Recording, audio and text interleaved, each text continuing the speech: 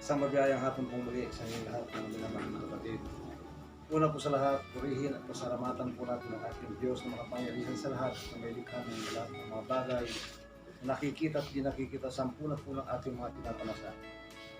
Muli po ang aking sasabihin ay hindi po nagmula sa akin, mula po ito sa aking mga narinig, mga nakita at mga babasahin mula po sa gabay ng tinig ng Diyos buhat sa tala. Sa nakaraang pagtalakay po natin ay natalakay natin na pwedeng itanong ng sino man kung sino talaga ang nakakaalam ng sariling bagong pangalan na Isus. Na ayon nga po sa tinalakay natin ng nakaraan, sa aklat po ng Apokalipsis, kabanata po ay 3, talataan ng kabanata 2, talataan ng 12 yata. Ay nakasulat nga po ang ganito. Bilang ito po ay babalikan lang natin at pagkatapos ay talakayan po natin bakit ganito ang sinasaad ng Santong Kasulatan. Isang mabiyayang araw sa ating lahat, mga kapatid. Tulad na nabanggit ng ating kapatid, ang aming pinipin sasabihin na hindi po mula sa amin, kundi mula sa aming narinig, nakita at nabasa mula po sa gabay ng tinig ng Diyos o sa tala. Ganito mga kapatid ang pinababasa ko ng ating kapatid sa aklat po ng Apokalipsis sa kabanata 3 sa talatang 12. Ang magtagumpay ay gagawin kong haligi sa templo ng aking Diyos, at hindi na siya lalabas pa doon, at isusulat ko sa kanya ang pangalan ng aking Diyos at ang pangalan ng bayan ng aking Diyos, ang bagong Jerusalem na mananaog buwas sa langit mula sa aking Diyos, at ang aking sariling bagong pangalan. Napakaganda po ng binasa ng ating kapatid. Maliwanag ng ating Panginoong Hesukristo mismo ang nagsabi na yung magtatagumpay ay gagawin niyang haligi sa templo ng kanyang Diyos. At hindi na siya lalabas pa doon. At isusulat daw niya ayon sa nasulat, binasa ng ating kapatid, isusulat mismo ng ating Panginoong Kristo sa kanya ang pangalan ng Diyos ng ating Panginoong Hesus, ang pangalan ng bayan ng Diyos ng ating Panginoong Hesukristo, at ang sarili niyang bagong pangalan. Alam po ninyo mga minamahal na kapatid kung bakit ganito na po yung tinatalakay natin, sapagkat napipinto at napapanahon na po na maihayag sa lahat na ang buong katotohanan na ito po yung kinakailangan at dapat pong mangyari na hanapin na ng tao. Dahil dumating na po ang takdang panahon, mga minamahal na kapatid, saksi po tayong lahat sa mga nagaganap kung atin pong pagbabatayan ang mga salitang iniwan po ng ating Panginoong Kristo, ay makikita na po natin ang lahat ng mga palatandaan na ito na po yung sinasabing huling panahon o huling araw.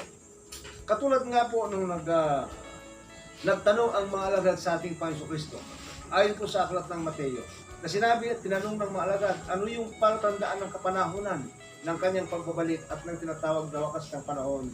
Maliwanag po sa aklat po ng Mateo kung bakit po natin tatalakayin, sapagkat napakahalaga po mga minamahal na kapatid na maunawaan na natin. Uulitin ko po sapagkat napapanahon na kailangan na po natin makilala at malaman ang buong katotohanan na siyang makapagtuturo sa atin ng lahat ng mga bagay, at yan nga po ay mga palatandaan ang babasahin ng ating kapatid na yun ang magpapatibay at magpapatutuong dumating na po tayo sa takdang panahon. Kaya napakahalaga po ang pagtalakay na ito mga kapatid. Mabiyayang hapon po sa atin mga kapatid. Ang aking buha sabihin, hindi po ito magmumula sa akin, mula po sa akin, naring nakita at papasahin mula po sa gabay ng tinig ng Diyos po. Ganito po ang ating mababasa sa aklat po ng Mateo, ang kabanata po 24, at ang talata po ay 24. Sapagkat may magsisilitaw na mga bulaang Kristo at mga bulaang propeta at mga papakita ng mga dakilang tanda at mga kababalaghan, ano pat ililigaw kung maaari pati ang mga hirang. So maliwanag po, dumating na po ang mga ganyang pangyayari na meron na pong magpapakita ng mga dakilang tanda at kababalaghan. So yan ay nangyayari na po, at higit po sa lahat, dito naman po sa aklat din po ng Mateo, kung papaano po na tinanong ng mga alagad kung ano ang palatandaan ng kanyang pagparito. Mababasa po natin yan sa aklat ng Mateo, kabanata 24, talataan po ng 1 hanggang dito sa hanggang 8, kapatid. Mabiyayang hapon mga kapatid. Ang akin po sasabihin ay hindi po mula sa akin, mula sa akin, narinig natin nabasa mula sa gabay ng tinig ng Diyos. Ganito po ang ating mababasa sa panulat po ni Mateo sa kabanata pong 24 sa talataan po ng 1 hanggang 8. At lumabas si Jesus sa templo at payaon sa kanyang lakad. at nagsilapit sa kanya ang kanyang mga alagad upang sa kanya ipamalas ang mga gusali ng templo. Datapot siya'y sumagot sa kanila, sinabi, hindi ba ganinyo nakikita ang lahat ng mga bagay na ito? Katotohanang sinasabi ko sa inyo, dito'y walang maiiwang isang bato sa ibabaw ng ibang bato na hindi ibabagsak. At samantalang siya'y nakaupo sa bundok ng mga olibo, ay nagsilapit sa kanya ng bukod ang mga alagad na nagsisipagsabi, sabihin mo sa amin kailan mangyayari ang mga bagay na ito at ano ang magiging tanda ng iyong pagparito at ng katapusan ng mundo. Sumagot si Jesus at sinabi sa kanila, mag-ingat kayo na huwag kayong mailigaw ni numan. Sapagkat marami ang magsisiparito sa aking pangalan at magsasabi, ako ang Kristo, at ililigaw ang marami. At makakarinig kayo ng mga digmaan at mga alingaw-ngaw ng mga digmaan, ingatan ninyo na huwag kayong magalumihanan sapagkat kinakailangan ito'y mangyari datapat hindi pa ang wakas. Sapagkat magsisitindig ang bansa laban sa bansa at ang kaharian laban sa kaharian at magkagutom at lilindol sa iba't ibang dako. Datapat ang lahat ng mga bagay nito ay siyang pasimula ng kahirapan. Maliwanag po sa binasa ng ating kapatid, balikan ko lang po ang number 3. At samantalang sila'y nakaupo sa bundok ng mga olibo, ay nagsilapit sa kanya ng bukod ang mga alagad na nagsisipagsabi, sabihin mo sa amin, kailan mangyayari ang mga bagay na ito at ano ang magiging tanda ng iyong pagparito at ng katapusan ng sanglibutan. Sumagot si Jesus, sinabi sa kanila, mag-ingat kayo na huwag kayong mailigaw ni numan, sapagkat marami ang magsisiparito sa aking pangalan na magsasabi ako ang Kristo at ililigaw ang marami. Mga minamahal na kapatid, kaya't tinalakay po natin noong nakaraan na meron pong mga palatandaan na kinakailangan na maunawaan ng tao. Katulad po ng binasa ng kapatid natin na inulit ngayong sa araw nito, nang gagawin daw pong leader o haligi sa templo, doon isusulat ng ating Panginoong Jesucristo yung pangalan ng kanyang Diyos, yung pangalan ng bayan ng kanyang Diyos at yung sariling bagong pangalan ng ating Panginoong Jesucristo. Sa lahat po ng tumalakay, mga minamahal na kapatid, subukan po ninyong tanongin ito. Dahil walang tatalakay dito, kundi yung tanging inutusan lang ng Diyos na ito po ay napapanahon sapagkat yung mga palatandaan na binabanggit po ng ating Panginoong Kristo ay nagaganap na po. Hindi po lingid sa kaalaman natin, subukan po nyo manood sa social media. Ang mga nagaganap po sa mga paligid, sa iba't ibang bansa, halos kabi-kabila ang lindol, halos taggutom, halos nagkakaroon na po ng pag-iiringan ang lahat ng mga bansa, halos kung titignan mo, nakapinto po tayo sa tawag na third world war. Pero sinasabi po ng kasulatan, ito ay pasimula ng kahirapan at yun ang palatandaan mismo ng pagparito ng Panginoon. Kaya nga ganun kung magtanong po tayo, yung katiyakan lamang po. Dahil ang pinapalabas natin dito, yun pong inutusan ng Diyos o yung inutusan ng Panginoon na siya po ang magtuturo dahil siya lamang ang may karapatan sa lahat po ng iniwan ng ating Panginoon na siya po ang magpapaunawa ng lahat ng mga bagay na iniwan po sa atin. Mga minamahal na kapatid, dahil kung hindi po natin ito masusundan, ay siguradong hindi po magiging kasiguraduhan ng ating pong kaligtasan. Dahil ang napakahalaga dito mga kapatid, yung tunay na kaligtasan, hindi po yung iniisip ng marami na mamamatay ka at aakyat ka sa langit, maliligtas ka. Wala pang nanggaling sa langit kung saan yung langit na yan, na nagbalik at sinabi niyang siya buhay. Ang dami na po ng mga naniwala. Yan ang iminulat sa atin. Pero aral po ng tao yan. Ang pinakamahalaga, mga minamahal na kapatid, pag sinabing kaligtasan, itong katawang ito mismo ang magkakaroon ng tunay na kaligtasan. At pangako rin ng Diyos, ayon sa kasulatan, may buhay na walang hanggan. Hindi yung mamamatay muna, magkakaroon buhay na walang hanggan. Ang tawag po doon, pag namatay muna, patay na walang hanggan, hindi po buhay na walang hanggan yan. Wala pang nagbalik mga kapatid. So maling-mali pala yung atin pong nakagisnan. Kami man ng mga kapatid ninyo nung araw, yan din po ang paniniwala namin. Ngunit nang dumating po ang tinig ng Diyos po sa tala na siyang nagturo ng lahat ng mga bagay, meron po palang kasiguraduhan na isang tao ay magkaroon ng buhay na walang hanggan. Meron pong pinaka-formula yan. Yun po yung napakahalaga mga minamahal na kapatid sapagkat kailangan po natin ngayon ang tunay na kaligtasan, hindi yung kaligtasan sa langit, hindi po. Kaya nga ang ating Panginoon Kristo mismo, nagbigay ng panalangin, ang sabi niya, manalangin kayo ng ganito. Ama namin na nasa langit, kasambahin ang pangalan mo. Gawin ang iyong kalooban. Kung papaano sa langit ay magkagayon dito sa lupa, akit ka pa sa langit, dito rin naman pala magaganap. Ano gagawin mo sa langit, dito naman pala sa lupa gagawin. Kaya nga, hindi na unawaan po ito mga kapatid. Kahit napakahalaga na maunawaan din po natin, ito pong tinatalakay sapagkat ito yung katuparan ng lahat ng mga bagay. Na dito nga po sa aklat ng Biblia, dito po nagkaroon ng iba't ibang paniniwala, iba't ibang pananampalataya, iba't ibang pagganap ang bawat tao. Kasi nga kung titinan po ninyo mga kapatid, ang Biblia ay magkakasalungat ang salita. Kaya yung iba hindi tuloy naniniwala dito. Ito raw po ay dinagdagan, binawasan. Paano? Hindi niya naintindihan, kaya hindi niya naniniwala. Ako man nung araw kapatid, hindi ko ito pinaniniwalaan. Kasi nga, bakit ko paniniwalaan ang hindi ko naintindihan? Pero nang dumating na po ang tinig ng Diyos sa tala, tunay at totoo pala ang nakasulat ito. Lamang, kailangan pong matagpuan natin yung binabanggit ng ating Panginoon Kristo na gagawing haligi. Sa ibang talata po mga kapatid, iba naman kasi ang pagkabanggit dyan. Hindi naman kasi gagawing haligi. Kung ang sinasabi dito sa aklat ng Isaias, 9:6, sa atin ay pinanganak ang isang bata. Ganun ang pagkasabi. Pero iisa po yan. Isaias, kabanata po siyam, talataan ng 6, ganito po yung ating mababasa.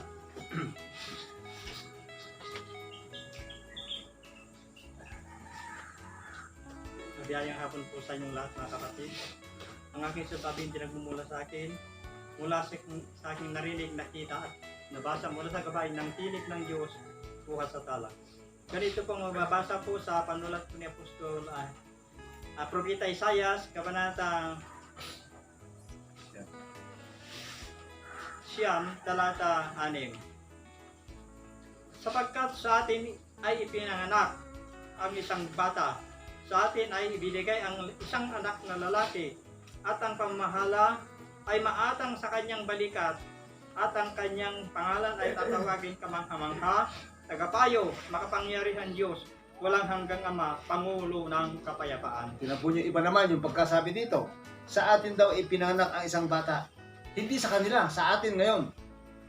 At sa atin ay binigay ang isang anak na lalaki at ang pamamahala ay maatang sa kanyang balikat. Tatawagin ang kanyang pangalang kamangha-mangha, tagapayo, makapangyarihang Diyos, walang hanggang Ama, Pangulo ng kapayapaan. Kung sasabihin na naman ng tao ang ating Panginoon Kristo, nasaan ang ating Panginoon Kristo? Kung siya nga ang binabanggit dito. Namuno na pa ba siya ng kapayapaan? Hindi ba dahil sa ginawa niyang salita, dito nagkagulong tao? Dahil hindi na po nagkaunawaan, kanya-kanyang paniniwala, kanya-kanyang pagbibigay ng kahulugan.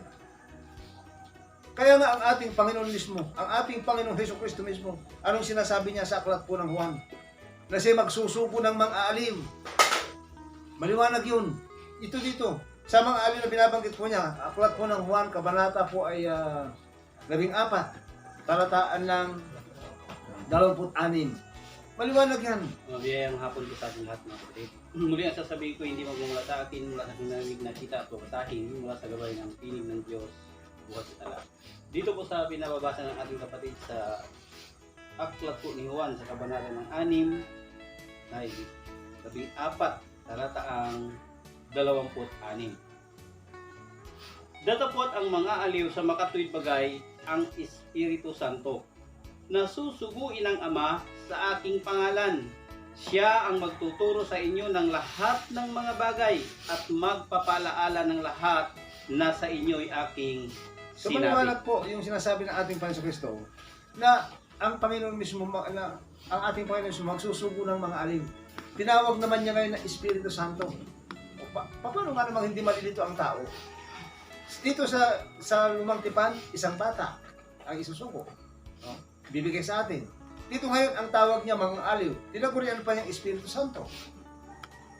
Tapos binasa natin, magtitindig ng isang haligi sa templo. Siya ang sa kanya isusulat yung sariling bagong pangalan ni Jesus. Pagkatapos basahin mo naman dito sa Gawa, anong patutunan ni Moses? Tingnan po natin sa aklat po ng Gawa, kabanata ay 4 o 3, talataan ng 22. Sabi naman ni Moses ganito, hanggang 23. Ito mga kapatid, ang ating pumabasa sa aklat po ng mga Gawa sa kabanatang 3 sa talatang 22 hanggang 24. tunay na sinabi ni Moses, ang Panginoong Diyos ay magtitindig sa inyo ng isang propetang gaya ko mula sa gitna ng inyong mga kapatid. Siya ang inyong pakinggan sa lahat ng mga bagay na sa inyo isasalitain niya. At mangyayari na ang bawat kaluluwa na hindi makinig sa propetang yaon ay pupuksaing lubos sa gitna ng bayan. Isipin po niyo dito. Doon, sa una, isang bata. Susunod, mga aliw, Espiritu Santo. Pagkatapos sa Apokalipsis, gagawing haligi. Dito naman, isang propeta naman ang tawag ni Moses. Sino ang hindi malilito, kapatid? Pero sa maniwala po kayo sa hindi, isa po yan. Isa yan. Hindi marami. Dangat nga lang gumamit sila ng iba't ibang pananalita upang ang tao hindi nila maunawaan. Dahil may nakatalaga po na talagang magtuturo. Ito yung po sinasabi namin. Kaya minsan po nung ako yung dyan po sa parting Bisaya, may isang leader ng Rizalista dyan na nakausap ko. Tinanong ko siya mismo, ikaw ba ang sugo? Ikaw ba ang Espiritu Santo? Ikaw ba ang mga aliw? Tinanong ko siya ng Dirisahan. Sabi niya hindi. So anong pinapalagay mo sa sarili mo? Kaya nga mga kapatid, ang kailangan po natin ngayon yung katiyakan po ng ating pong pagganap, pagtupad, katiyakan na tayo ay hindi po magkakahamali sa hangarin po ng ating Diyos. Una ay ang makilala kung sino ang Diyos, makilala natin kung sino talaga ang isinugo ng Diyos na siyang magtuturo ng lahat ng mga bagay. Ang dami pong umangkin yan, kumita ng limpak-limpak na salapi. Halos lahat ng umangkin yan, kumita sila ng pera. Pero sa katotohanan kapatid, yung tunay, walang pera. Yung tunay walang pera. Pero oras na ba pera, hindi isang totoo. Para makilala po ninyo, diretsahan itong sinasabi ko. Kasi nagamit nila ang salita ng Diyos para kumita. Samantalang, yung binabanggit po dito, ayon kay Judge Pihaw, siya ay very poor man. Unfortunate. Sabi nyo, kapos palad. No dress, sabi pa niya. Mabuti may damit na ngayon. Kaya nga mga kapatid, kakaiba. Dahil ang binabanggit po sa kasaysayan, ito ay tagapagmana ng lahat. Paano pang magiging tagapagmana kung mayaman na? Hindi siya tagapagmana. Ito po yung kinakailangan at dapat na maunawaan na po ng tao sa ngayon. Minsan, tinatalakay na po namin yan. Marami pong beses na pinapaunawa natin, ngunit nangyari ay hindi po pinakinggan. So nangyari ang sinasabi po sa Aklat ng Kawikaan. Iniunat niya ang kanyang kamay, walang nakinig. Inyong iniuwi, sabi niya, sa wala ang bukong payo. Kaya't napakatindi po niyan mga kapatid. Kaya itong nagaganap sa atin, sabi ko minsan, nung pong mga nakaraang pagtalakay natin, kung atin pong pagmamasdan mga kapatid, matitiyak natin ang lugar na kinaroroonan ng Panginoon. Bakit? Dahil makikita mo kung babalikan po natin ang kasaysayan, yung mismong kinaroroonan ng Panginoon, hindi yan halos tinatamaan ng matitinding sigwada. Maski balikan pa po natin ang kasaysayan ng Biblia, nung bago lusawin o parusahan ng Diyos ang Sodoma at Gomorra, nang tanungin ni Abraham ang Panginoon. Dahil kinakailangan na kung saan po magaganap yan, na hindi po mapaparusahan, andun po ang ating Panginoon. Nandun yung tinatawag ng mga banal na tao. Dahil ang kinalalagyan po ng banal, hindi po yan, tatamaan ng sigwada. Kung pagbabatayan po natin ang nakasulat, bagay na ito po nangyayari. Hindi po man nyo tinatanong mga kapatid. Mula po nang dumating kami dito sa bayan ng Tarlac, sinabihan ko lahat ng mga dito, ng mga opisyal. Tandaan nyo, walang bagyong malakas na tatama dito na papatay ng tao. Walang lindol na kahit po number 3, kahit number 4 ang nakatakda sa Tarlac, malamala mo, wala na, number 1 na lang. Mabasa po natin yan sa aklat po ng Genesis, kabanata po 18, talataan ng 23 hanggang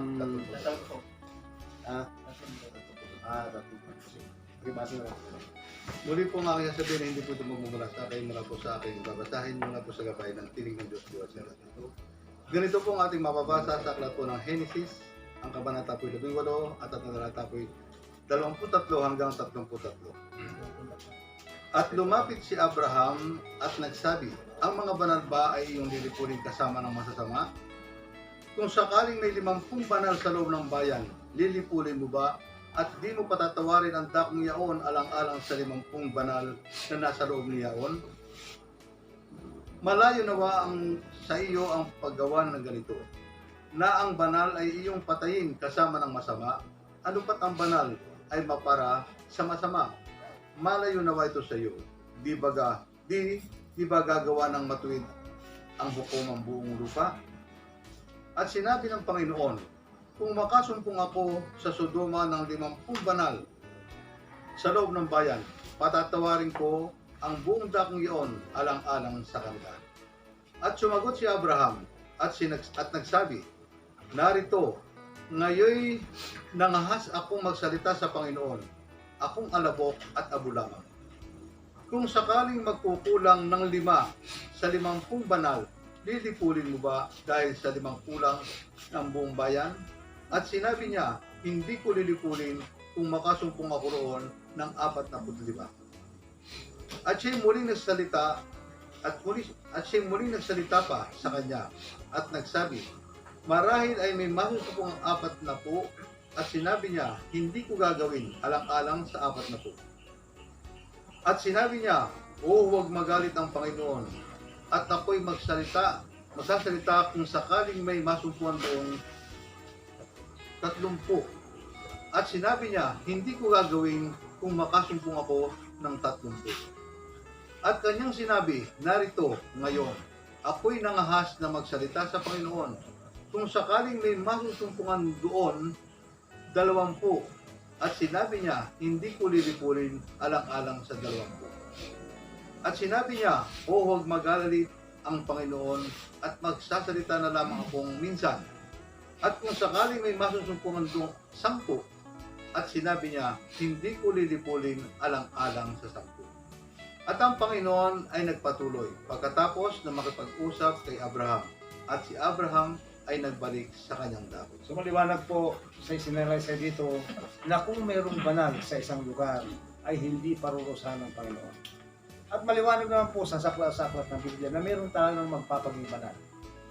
Na kung hindi dumating yung magpapaging banal, hindi magkakaroon ng tunay na banal. Ang iniisip ng marami, kung tayo po'y nagsasalita o nag-aaral tayo ng salita ng Diyos ay banal, hindi po. Merong pinakaproseso ito na kung hindi pa dumating yung magpapabanal, hindi pa tiyakang magiging banal ang isang tao. O nga't sinasabi sa kasulatan, napakabanalin mo sila sa katotohanan, ang salita mo'y katotohanan. Pero kung atin pong pag-uunawaing mabuti, yung binabanggit ng ating Panginoon Kristo doon, meron siyang binabanggit na pakabanalin mo sila sa katotohanan. Meron siyang tinutukoy na magpapabanal sa katotohanan. Hindi po lahat ng tao ay may karapatan. Kung sino po yung sinasabi na isinugo ng Diyos, yung Espiritu Santo, yung tinatawag na isang anak na lalaki, yung nagbukas ng aklat at saka yung pong sinasabi sa Apokalipsis na binasa ng ating mga kapatid, na siya ang nasa kanya isusulat ng ating Panginoon, yung kanyang sariling bagong pangalan, yun din po ang magpapabanal sa isang tao. Na kung hindi po natin matutuklasan kung sino siya, kailanman ay hindi po magkakaroon ng katunayan o ng kaganapan na tayo po'y lubusang maging banal. Kaya nga kung babastan po natin sa unang Juan, kabanata po ay 2, talataan po 27, hindi tayo kinakailangang turuan ng sinuman. Basa po natin yan sa unang Juan, kabanata po ay 2, talataan ng 27, ganito po ang nakasulat.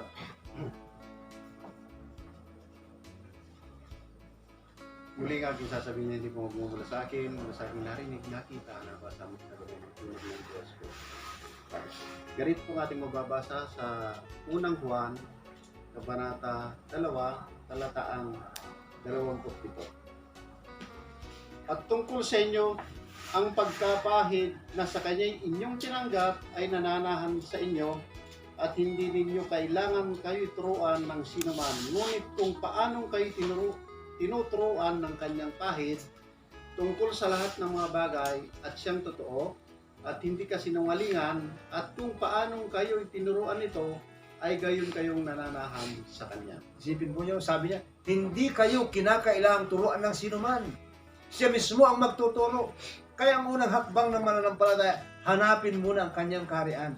Kung sino yung kanyang kaharian, kung saan siya naghari, nandun po ang Panginoon. Kaya nga yan po ang napakatindi mga kapatid. Kailangan magkaroon tayo ng katiyakan sa ating pananampalataya. Hindi ko may nagbasa ng Biblia, naniwala ka na. Dapat uriratin mo, tanungin mo. Dahil sa katiyakan ng kaligtasan ang dapat mong malaman. Hindi pwede yung dahil sa may nagpaliwanag, sunod ka ng sunod. Wala ka ng katiyakan. Nagpakilala siya yung sinugo ng Diyos. Naniwala ka na agad. Dapat po tanungin natin sapagkat nasusulat din na kailangan suriin siya sa atin ang bawat espiritu. Hindi basta sunod ng sunod. Kaya nga mga kapatid, kung nasubabayan lang ninyo yung pagtalakay natin, pwede kayong kumuha dun sa mga tinalakay namin na itatanong ninyo dun sa mga tao para sa ganung katiyakan ng pananampalataya. Hindi po masama yan. Dahil ang kailangan natin yung totoo, yung tiyak na hindi po tayo nailigaw. Dahil napakarami ang sinasabi nga sa binasa ng ating mga kapatid, maraming magsisiparito sa aking pangalan at ililigaw ang marami. Isipin yung babala ng ating Panginoong Hesukristo yan. Bakit sinabi niya na kumparin sa aking pangalan? Kasi marami pang gagamit sa pangalan niya. Samantalang meron siyang sariling bagong pangalan. Yan tanong, ano yung sariling bagong pangalan ni Jesus? Meron na po bang tumalakay sa inyo? Ng bagong pangalan ng ating Panginoong Hesukristo? May tumalakay na ba sa inyo yung pangalan ng Panginoon ng ating Panginoong Hesukristo? Yung pangalan ng Diyos niya?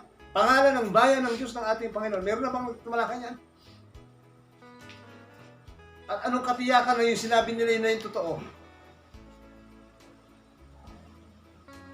Ang dami pong dapat itanong mga minamahal na kapatid. Masyado lang kasi tayo mga Pilipino, napakadali natin papaniwalain. Lalo pa nga medyo may karangyaan, paniwalang-paniwala na tayo. Pero kalimitan na ililigaw kung kailan marangyaan, doon po yung kaligawan. Dahil ang sanglibutan kapatid, punong-puno ng karangyaan niya. Kung atin pong pagmamasdan, nung nag-ayun ng ating Panginoon nung ginutom siya, inukso siya ng Diablo. Anong kahuli-huli ang sinabi ng Diablo dahil sa taluktok ng bundok? Anong sabi ni Diablo? Jesus, kung magpapatira pa ka lang sa anak ko at sambahin mo ako, lahat ng natatanaw mo, pati ang kanilang karangyaan, bibigay ko sa iyo sa oras sambahin mo ako. O kanino lahat yung karangyaan? Ayon sa ating binabasa sa kasulatan. Yan ang pinagsisikapan ngayon ng tao. Samantalang may inihanda po ang Diyos. Maliwanag ang sinasabi niya sa Mateo. Kung kakailanganin natin, meron siyang inihanda. Dangat na lang ang kondisyon niya. Hanapin mo muna yung kanyang kaharian at ang kanyang katwiran. Para ang lahat ng bagay ay daragdag niya. Bakit? Bakit niya dadagdag? Kasi nga, sigurado na lang Diyos na hindi ka na matutokso pa. Kalimitan po, mga kapatid, ang lahat ng nagkamit ng mga kayamanan, kung hindi man tumaas yung kanilang pananaw sa kanilang sarili, nakakapang-alipin sila ng kanilang kapwa. Tapos marinig mo, maka-Diyos, hindi ka nga maisakay dun sa kotse niya eh. Pinagmamalaki pa rin ba? Ang ganda ng kotse ng aming leader. Maganda yung kotse niya, naisakay ka ba?